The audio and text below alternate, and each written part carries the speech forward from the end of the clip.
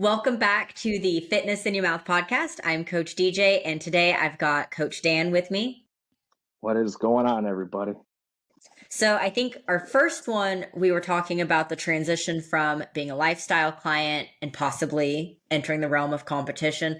This time, we're actually going to discuss people that have already competed, those that are maybe on a journey to lose a certain amount of weight, but what happens once they've hit stage, it's all over, or they have hit their weight loss goal. You want me to kick it All off? right. So I think there's Go ahead.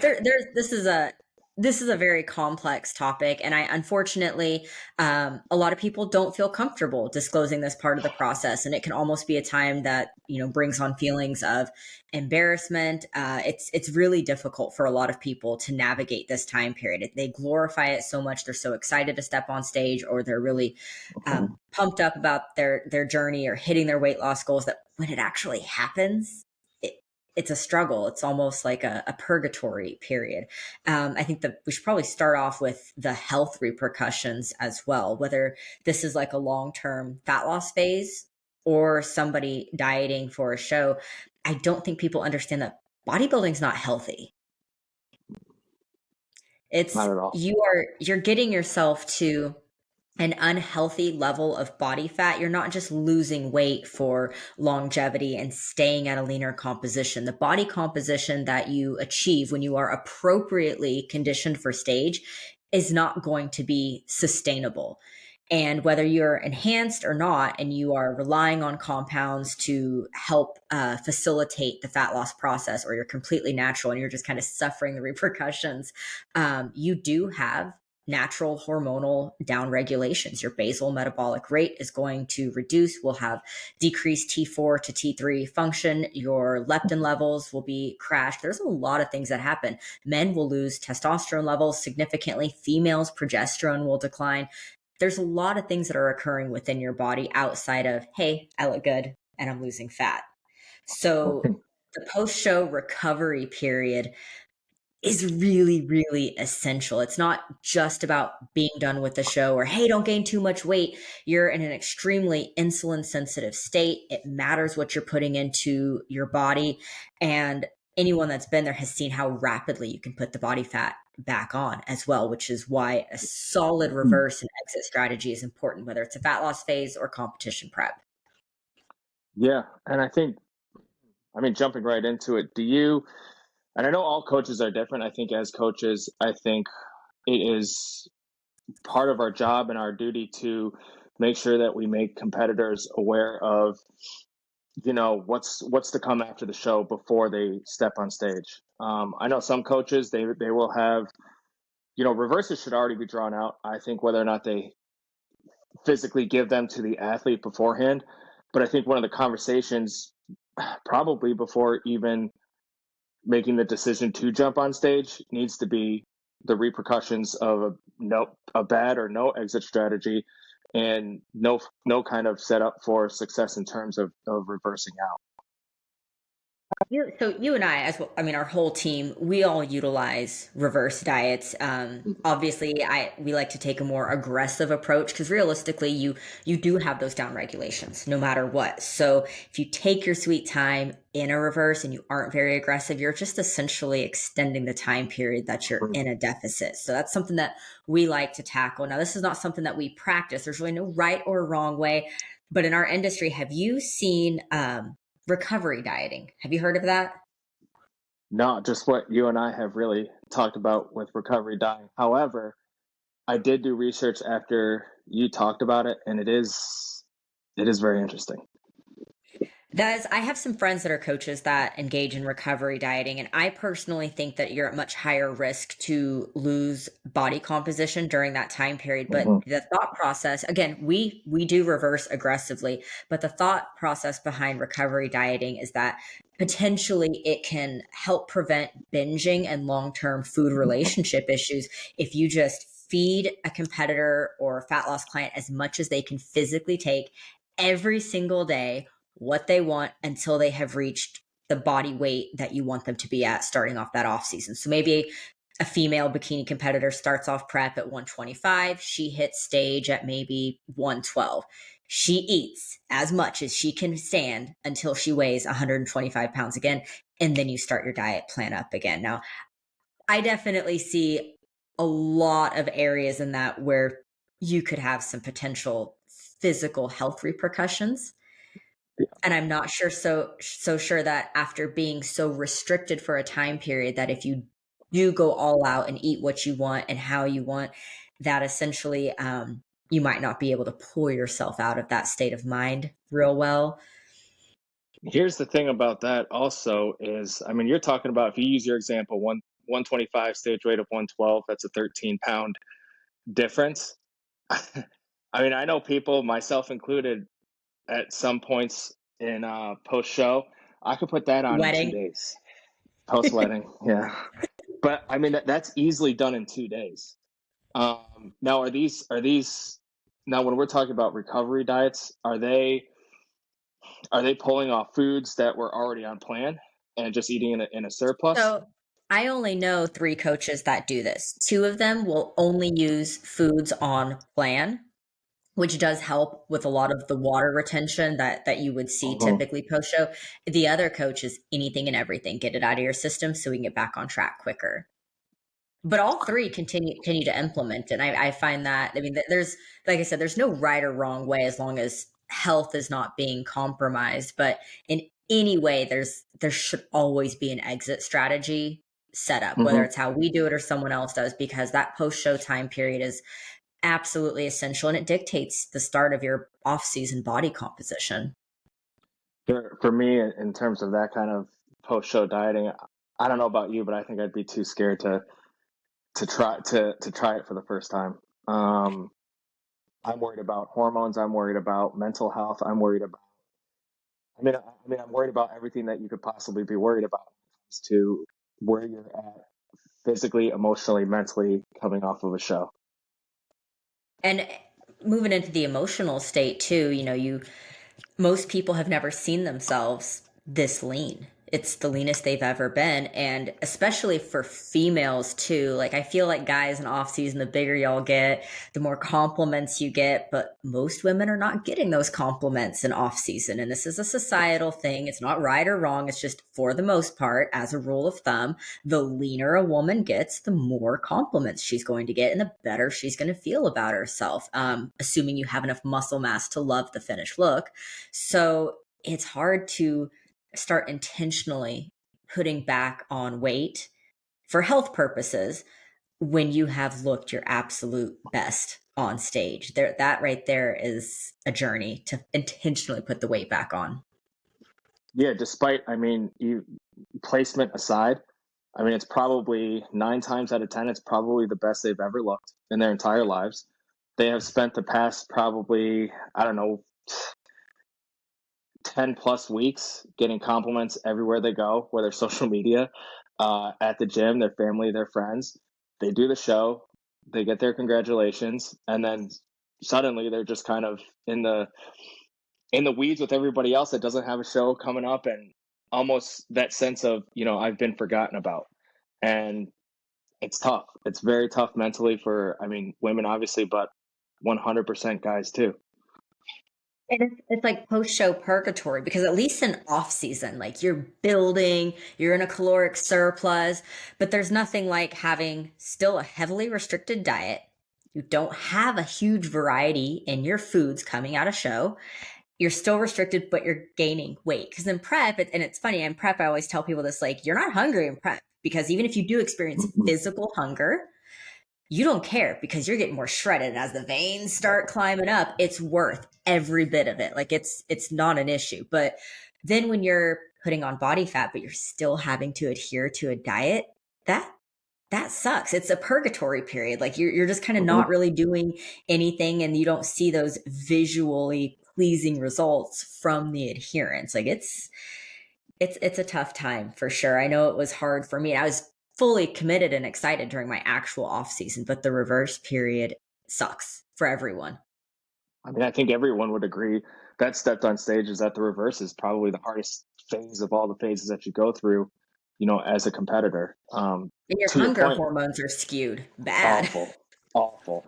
And it's like, I mean, you spend all that time, it's easy to be in a deficit when you have a date on the calendar where you're going to step on stage, you're going to look your best, and then you essentially have that moment.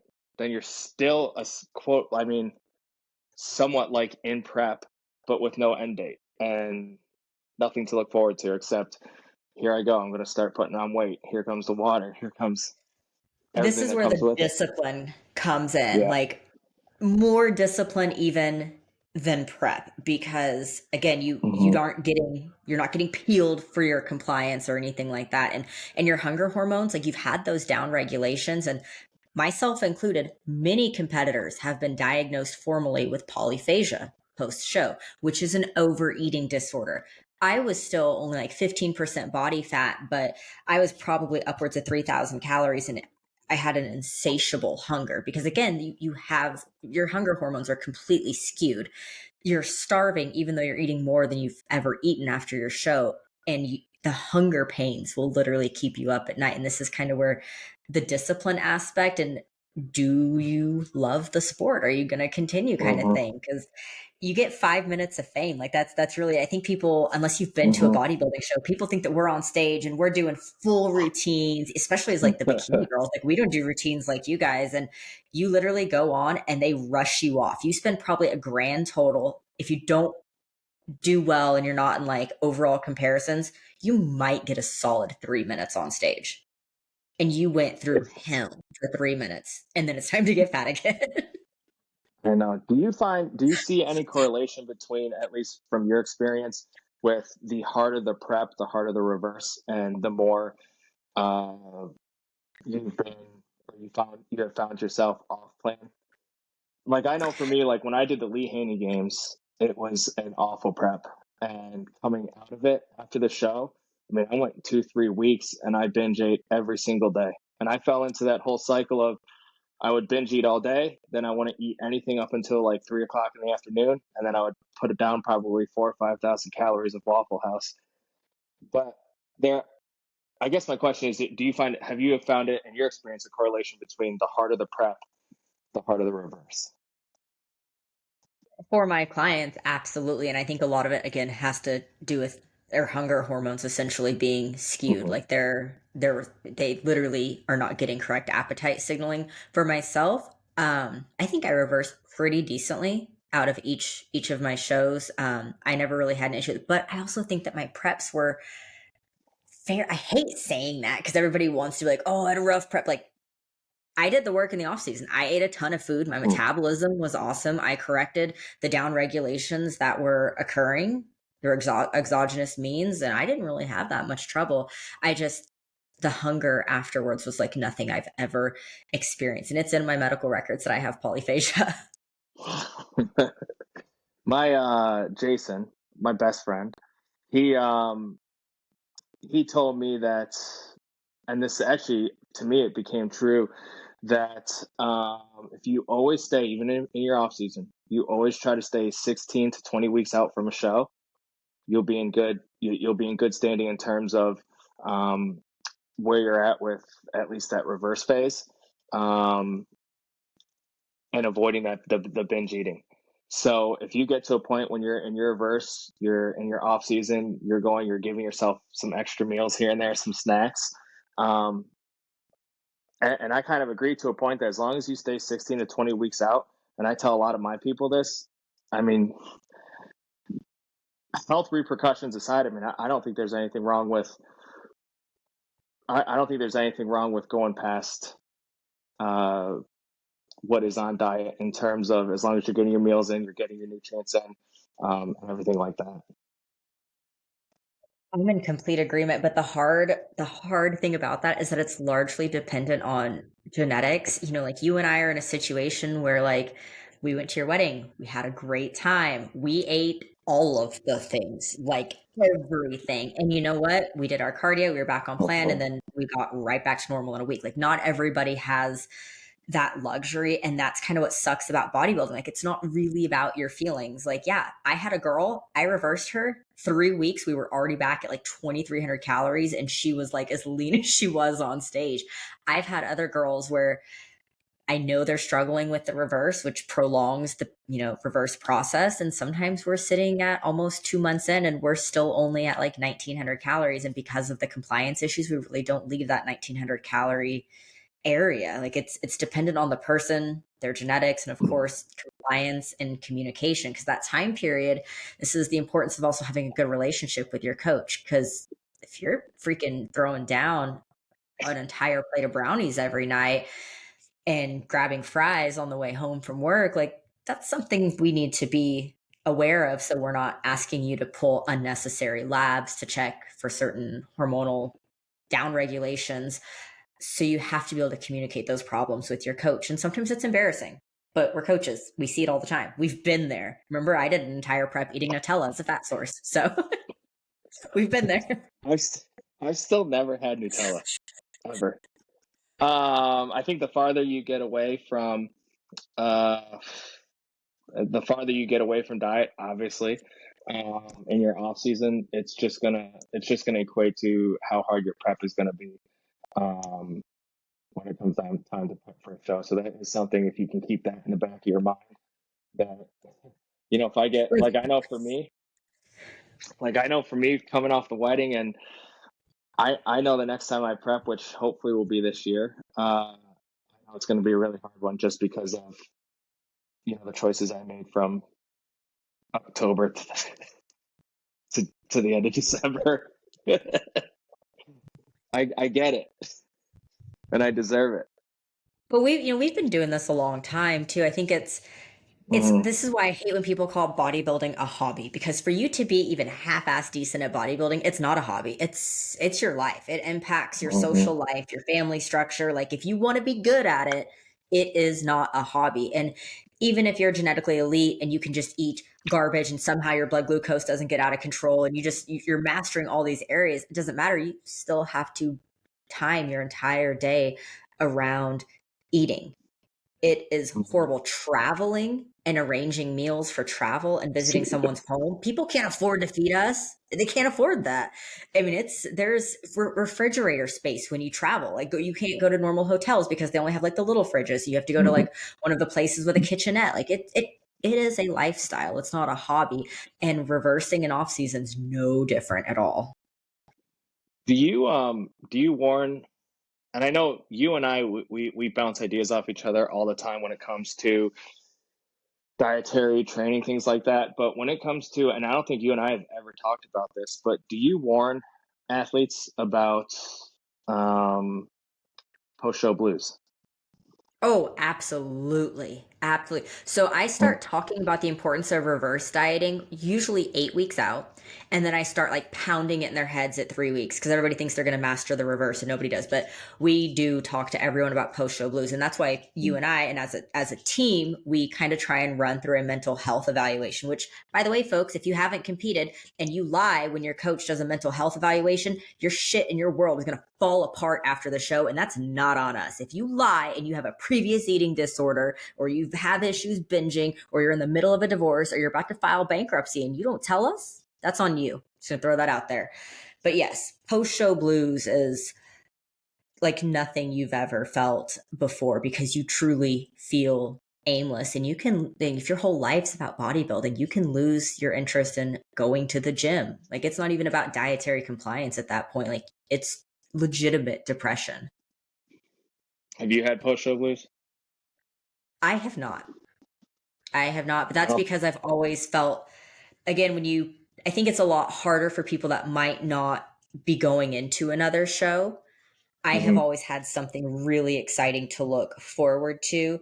Now, I went through a horrible bout of depression when I decided I wasn't going to compete anymore, because Hmm. I felt that aimless. Like, why am I bothering with this dietary compliance? Like, I could still be moderately healthy and eat a high protein diet and not have to maintain this physique. Like, I went through a lot of stuff that a lot of people go through post show, but it's really hard on athletes, both male and female.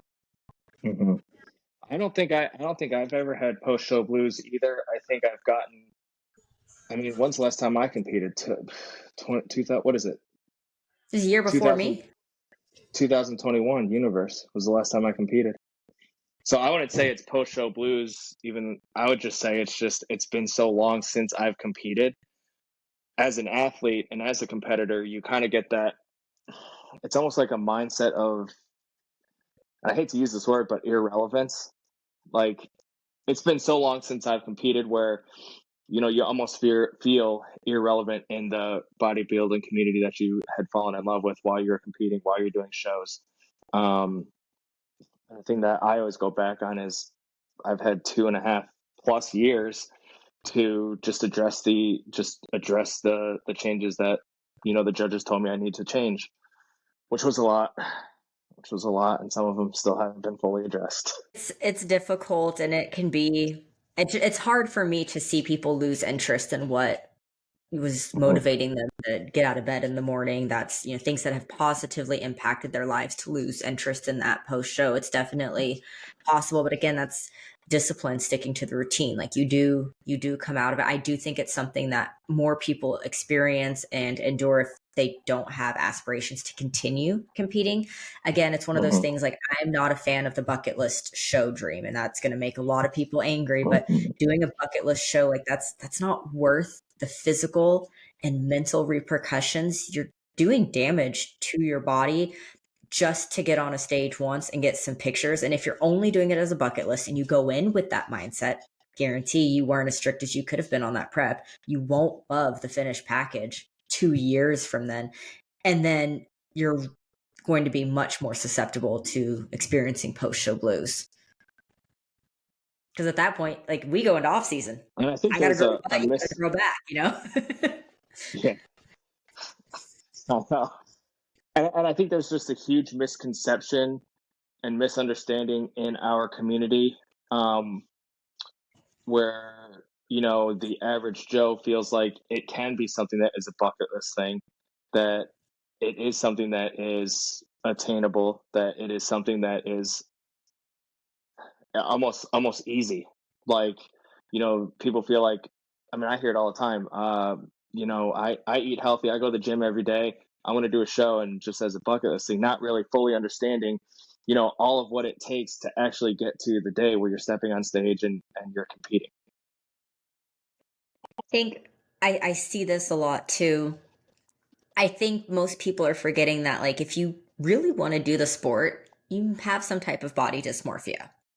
Like, no healthy, normal Mhm. person is like, wow, I would really love to do this. Either there's a part of you that's unhappy with how you look. You know you're going to be unhappy, and you keep striving for perfection. Like, I don't think anybody is a worse critic of our own physiques than ourselves. Like, you and I will send each other pictures like, oh, we're disgusting. It's No. you're going to be dysmorphic in some degree. So you either just kind of hate your body and you just want to be told what to do to make it better, and you make a sport out of it, which sounds crazy, but that's what we do. Or you think you look way better than what you do, and you spend 99% of your workout taking shirtless pictures because you just look that good, and then you go on stage. Like, either way, like, they're different ends of the spectrum, but you are dysmorphic in some way if you want to get on a stage Mhm. half naked and have people tell you how to make your body better because it's not good enough. Like, no healthy person does that. So there's No, nobody already wants going to to be put an themselves through underlying that. thing. And then the food relationship issues. I feel like so many people, this is where I see issues with a lot, is on the female side of things, will end up having some underlying issues with their food. Maybe they've been highly restrictive before. There's something there, and then they go into a highly restrictive prep. And this is where I think coach communication can sometimes, or lack of, can fail a client. You and I communicate why we do set meal plans. It's not because we're mean. It's not because we want to make you suffer, but there's human error. There's app error with MyFitnessPal.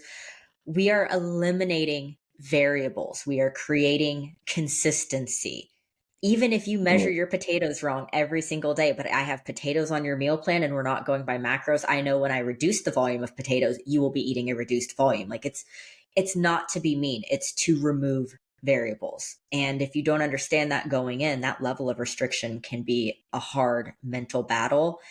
And then trying to find that fine line of enjoying your life, spending time with friends and families. Yes, you can go out to dinner, you can enjoy a holiday meal, but how to prevent it from spiraling into something crazy because you've been so restricted for a period of time. I feel like bodybuilding can ruin a lot of people's relationship with food and make it an unhealthy cycle because really it's calories in, calories out. You and I know that. And we can have all these wonderful people preaching things on the internet to help people in their relationship with food. But once you have seen that, yeah, you ate something shitty, you can actually work it off. You absolutely can. Should you? Mm-hmm. No. Is that the mindset that we should ever instill in anyone? No. But once you learn calories in, calories out, like it is what it is. You can't unlearn that. You've been through a prep, and that will forever set someone up for failure, I feel like. Especially people that come from, yeah, like eating disorders, things like that. It's easy to become very obsessed with, I mean, obsessed with the scale, but obsessed with the food scale. Um, Obsessed with it. You just almost become obsessive compulsive about everything in your life, um, especially post show. I know it's one of those things that I wish I never learned, like how to read it. I remember I learned how to read a nutrition label, and I wish I never learned how to read one of those. It's hard. The other day, we went out for a free meal. I mean, for anyone watching, that's what I refer to, like my untracked or cheat meals, whatever you want to call them. I wanted to get I'm going to say this wrong, poutine fries. Is that how you say it? Poutine. Do you know what poutine fries are? I don't know, for Putin. Okay, Putin fries. It's basically a big old plate of French fries, and it's covered in like a cheesy gravy, and like that's it. It's just nothing but dietary fats, right?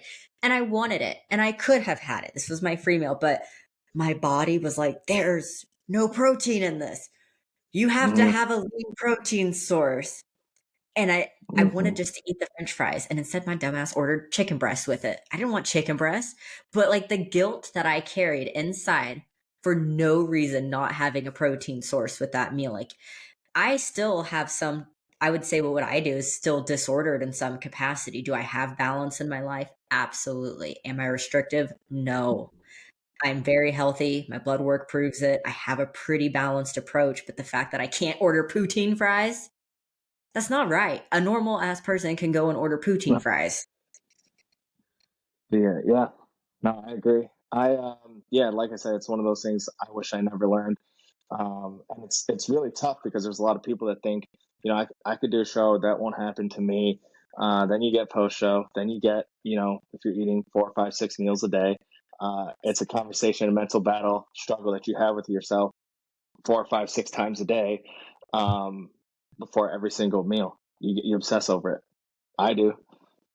Even on our cheat meals, like you said, I mean, we'll do like a at home cheat meal, and Sarah hates it because I'll literally sit at every single ingredient, look at all the nutrition facts, look at where the sugar's at, what is in this product that is going into my cheat meal, and it's definitely obsessive. And if you have that kind of poor relationship with food, it's not going to get better because for you know a day and a half you look the best you've ever looked. It's going to get a lot worse, and it's going to be with catastrophic. We use that word a lot last podcast. That's what it will be. And you learn how your body responds to foods in different ways. Like us Mm-hmm. becoming nutritionists and working under an RD, like really didn't have the same impact on me as prep did. Like you ask the average person, like, how do you respond to rice versus potatoes? They don't know. They just know they're both carbs, and carbs they probably don't eat on a regular basis. You and I know what we look like on sweet potato versus jasmine rice Mm-hmm. versus regular potato. We know what happens when we introduce gluten. Like you learn your body on such a different level where I would have said like, oh, it's a couple grams of sugar in that creamer. That's fine. I won't use that creamer anymore. I'm only going to use my stevia. Like it changes your perspective on things. And for some people that can really help improve some lifelong habits. But for most of us, there's going to be that obsession in the back of our brains. You also learn to piggyback off that. You also learn when you do screw up. You also learn about how many days it's going to take for you to fix and override that that screw up Yeah. Thank goodness for all the having time muscle too. mass. I know. And then I think one of the other issues too that you and I talk about is when you're in prep, you're hyper focused, but coming out of it during that reverse period, I feel like a lot of people put their lives on hold during prep. And Mhm. I don't have anything to contribute to that aspect of whether you should or shouldn't. But what I will say is, because so many people put their lives on hold, that when they come out of prep, I see divorces, I see people Mhm. leaving jobs, I see huge life decisions being made when they're probably not quite stable, because so many of the problems, their day to day issues that they experience, were just tabled and they didn't acknowledge during prep. Because that's part of our job, is kind of to see, like, are you in a good place to prep? And we don't Yeah. just mean your body. We mean, like, is this going to stress you out financially? Is this going to take money away from your family? Do you have a supportive spouse or a supportive roommate? Do you have a grandma that's going to try and give you bread pudding every Sunday? Like, we try and look at all the aspects, but people table things, and then the stress post show, I think that's a huge contributor to the rebound process as well, because people, basically, their lives, it comes to a tipping point, and Hmm. then they're in a place where they have to handle it. Hmm. And I think the onus is on us as coaches, um, essentially, to have that conversation, because it's not common knowledge. People aren't going to know these things. That's why we are hired. We have the experience, and it's our duty, and it's every coach's duty to have these conversations and at least let people know, what's in store, especially not making those big life decisions after they've committed to a show. Because you're right, it's almost like, I'm not going to say as many or more, but I've seen so many people's lives, what I would call it, go downhill following a show than go uphill. That's why sometimes coaches have to pull athletes from shows, because we're trying to prevent something catastrophic from happening, because we do have an outside perspective on what's going on in someone's life. But shows can be really rough. The things that I have seen coming out that people just tabled have been. Hmm. And the thing is, this isn't a fun conversation to have, and, like, you're not going to No. hear a lot of people. They might, like, oh, post show blues are real, like, and they put it up in a cute little package and they put it on social media. But, like, this isn't a fun thing to talk about, because it doesn't necessarily put a good light on our sport. We're sitting here talking about, like, oh yeah, you'll have an eating disorder, you're gonna be broke, you're gonna binge. Like, it doesn't put a good light on the sport at all. But it's something that people need to understand, because when there's a girl crying herself to sleep at night after binging, wearing her waist trainer because she doesn't have her diet, back under control. She just lost her fiance. She's going to post on social media a little flexing picture in her waist trainer and be like, oh my gosh, off season gains. Can't wait for growing season. Hashtag growth. You don't know what's going on behind the scenes. Everybody's glorifying it. Oh, wait, was I that girl that hashtagged it growth and I was eating way too much and I shouldn't have been, and lost control of my body composition? Yes. Yes, that was me. So what you see isn't always what it seems. And that's why nobody talks about this. It's not a good look on the sport, but I think people need to be more aware of what they're going into, and then some of the guilt that they may experience if things don't go right will be decreased. Our next podcast needs to be reasons why we love bodybuilding. Yeah, we gotta make up for their first two were rough. We're Reasons anti why. bodybuilding. I think it is. I think it is on the duty of the coach to also find out, or try to get an idea of why somebody wants to compete. Because I think more times than not, people think that competing is going to fix their issues. It's going to fix their relationship. It's going to fix their marriage. It's going to fix all these Gonna different fix their things. follower count on Instagram. Yeah, that's a whole other podcast. But they think it's going to fix this list of things in their life that they think is going wrong, when in reality, it's just not. It's It'll not. exacerbate the issues, honestly. It's gonna make everything worse. And then there's, let's say you make it through your show or you make it through your reverse. There's the boredom aspect as well. And this is where I'm so bored. I, So bored. you get people that are like, well, I want brand new workouts. I want this. I want that. I want to come up with another goal. I want to go straight into another show. And I'm like, well, we looked at your show photos. We did a post show physique analysis. These are the areas you need to grow. So now that you've reversed, is not the time to jump back into a prep. Like, if you were binging 3 weeks ago, I'm not going to allow you to prep. And I've had Mm-mm. clients that actually left because I said no to prepping when they were binging out of control 3 weeks prior.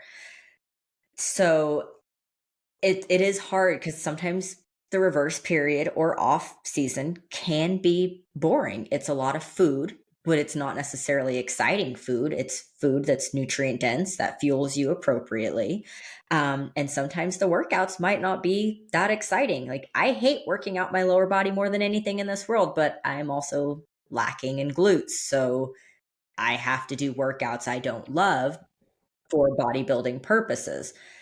I can't just have pecs for no reason in the bodybuilding world. I have to actually build something as per judging specifications. And I think boredom is something that gets a lot of people post shows, because when they're not cutting, when the food's not changing weekly, we're only titrating up when weight gain stops. Like, there's method to it, but it's, again, it dictates like your level of commitment in the sport and discipline. Hmm. I think a lot of people think going into it, if they haven't competed before, that off season is going to be a lot easier. They're going to get a whole different list of foods, but it's literally the same foods you're going to eat on prep. You're just going to eat a little bit more. Maybe here and there you'll get something else. Like for me, I don't know about you, but cream of rice. Like I'll eat fried foods in my off season. The I blueberry, like cream of rice a lot. the blueberry fried foods is so good.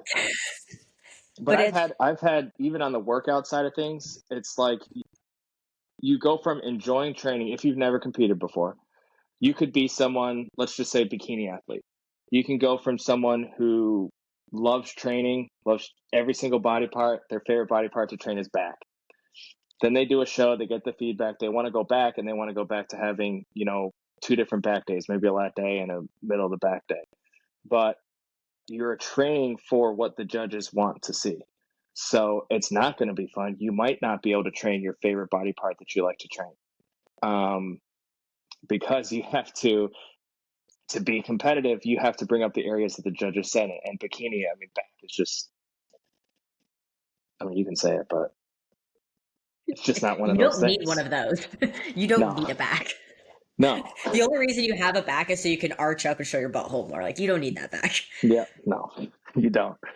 But it is one of those things where people want to or don't understand that in the off season, you're still having to work towards your end goal. If it is your goal, step on stage, address the judges' feedback, and come with a better package. So it doesn't mean that just because you're in off season, now you can go back to, you know, training whatever body part 2 times, 3 times a week, if it's not something that's heavily looked upon in your division.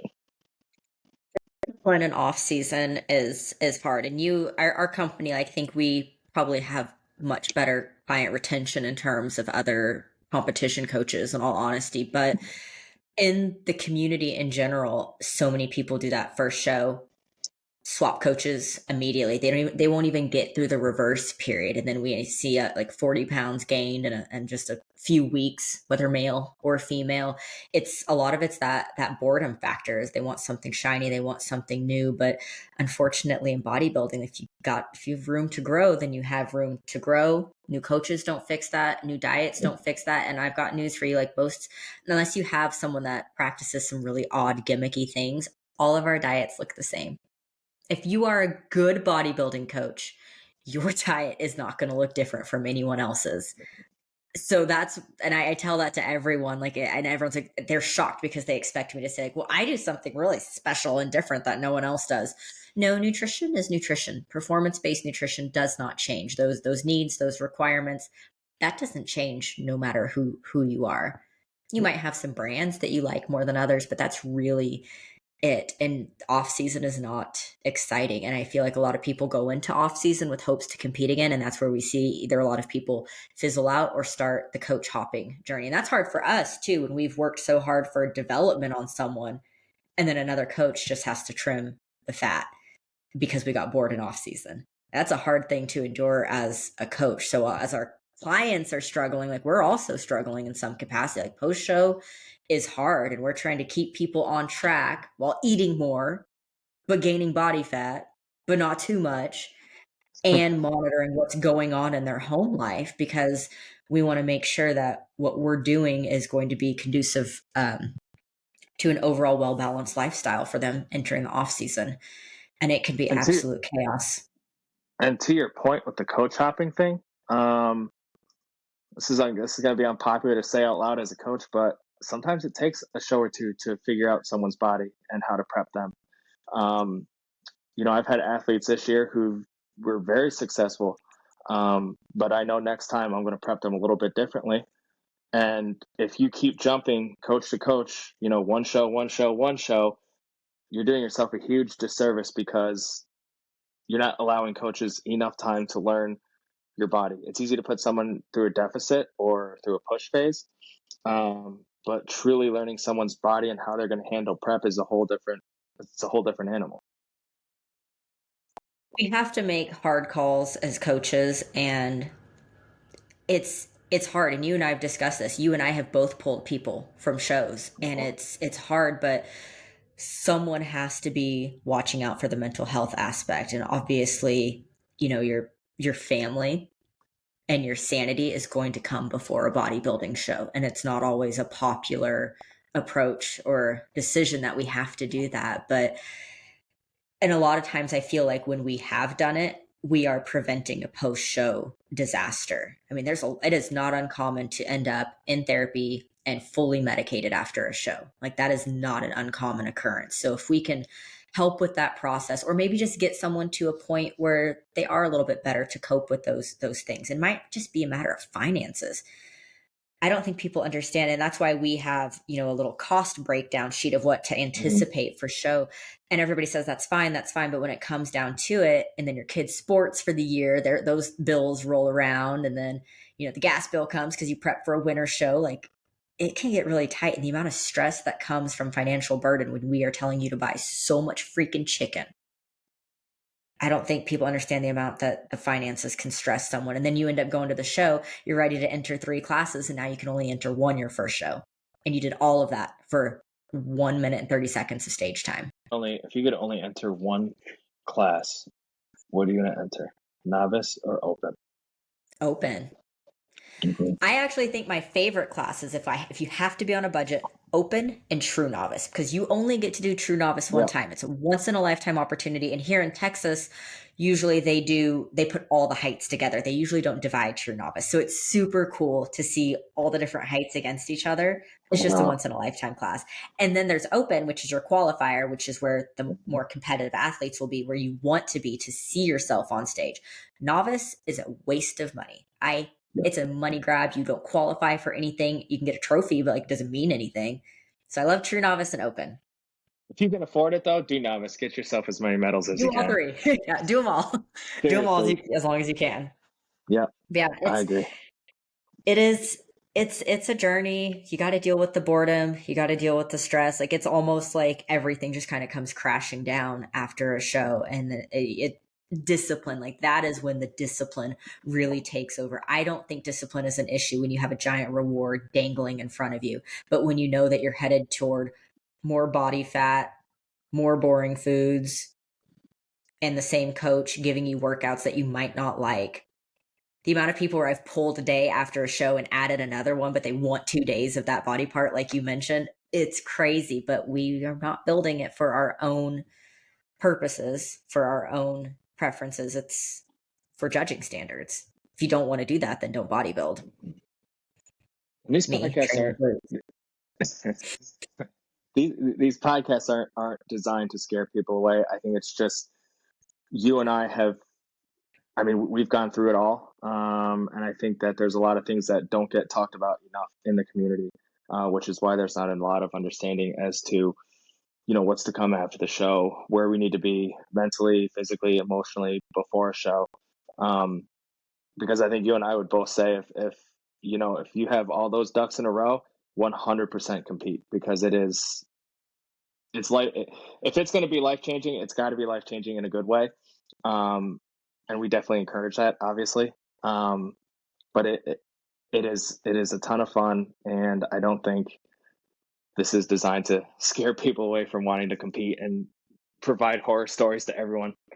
And that's the thing, though. There's so many horror stories post show. There I have really seen is. people just like get absolutely psychotic, like lose their marbles, and it's crazy. But At the same time, I feel like if people are aware of the possibilities, that they will be able to cope with it a lot better. I kind of wish somebody had spoken to me about what I would feel physically coming out of a show.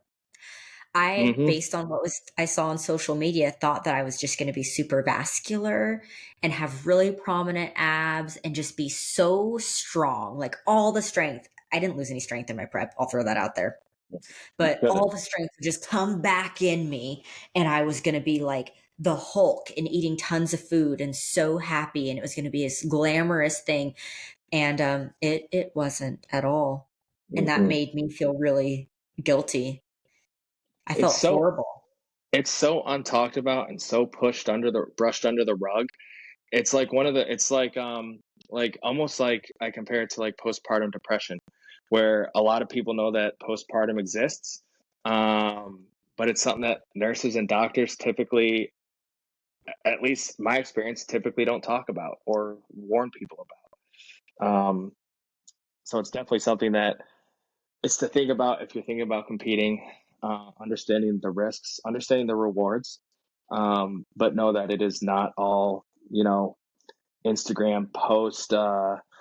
First, I want to thank, it's not, that's not what it is at all. So understanding what you're getting yourself into is going to play a huge role into, your mental health, your physical health, emotional health post show, right? And for anyone listening, we never want to discourage it. We just want people to be informed. Dan and I actually love getting people into bodybuilding, them taking them through that first show. Like that's probably our favorite thing to do.